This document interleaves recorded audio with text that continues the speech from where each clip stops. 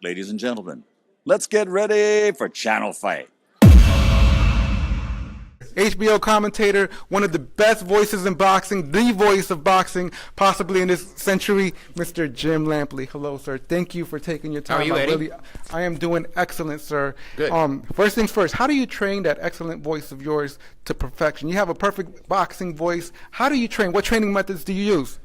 I've been doing commentary as a broadcaster for pretty close to 50 years, and I've always hated my voice. It's the one thing, it's the one thing about my physical presence or my personality as a broadcaster that I've never really liked. So it startles me when I'll be walking around in the grocery store and I'll ask somebody where the bananas are, and 2 or 3 people turn around and say, "Oh my God, that voice!" They know you right I'm away. Like, what are you talking about? But at the end of the day, I don't really do anything to train any part of that or to do anything specific that produces the voice. It is what it is, and I'm a fan, and yes, if sir. I'm passionate, you hear it, and if I'm bored, you hear it, yes, and that's the way it should be, I yes, think. Sir. And you are a narrator of high drama. Yep.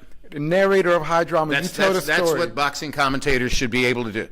Narrate high drama and tell an impressionistic story. What is it that I see? What is it I really believe about what I see? Because even though we have developed statistical models by which we can tell part of the story in boxing, it's still more impressionistic than calling any other sport. This is not second down 8. Are they going to run? Are they going to pass? This is more about the story of 2 people who are struggling with one another and figuring out what's in their hearts and their souls and their minds at any given moment as they go through that experience. And, I'm just honored to have the privilege to try to tell some of these stories about great men doing great things. Yes, sir. In second down and 8, you started in ABC. You said college football. That's right. Yes, sir. College football. You started in ABC.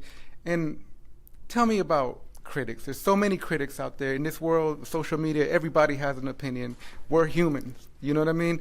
We all have to deal with that, especially once you put yourself in a platform for everybody to see. You open up yourself.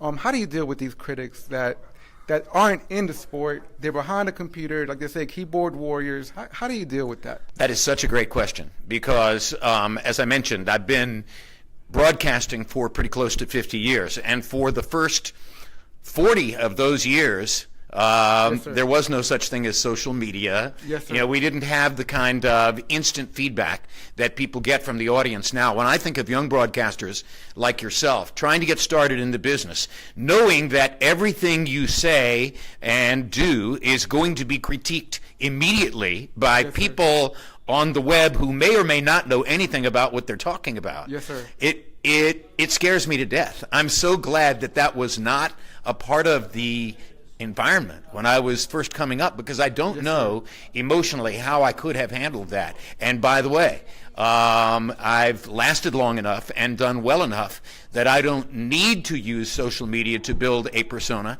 I stay away. I don't tweet. I don't Instagram. I don't Snapchat. I don't Facebook. I don't do any of the things that most normal people in their daily lives now do. And I stayed away from it for 2 reasons. Number one, I'm an emotional person, and I know for a fact that if I were on Twitter, I would be spending 6 hours a day arguing politics with people that I'll never meet. Yes, sir. And that's pointless.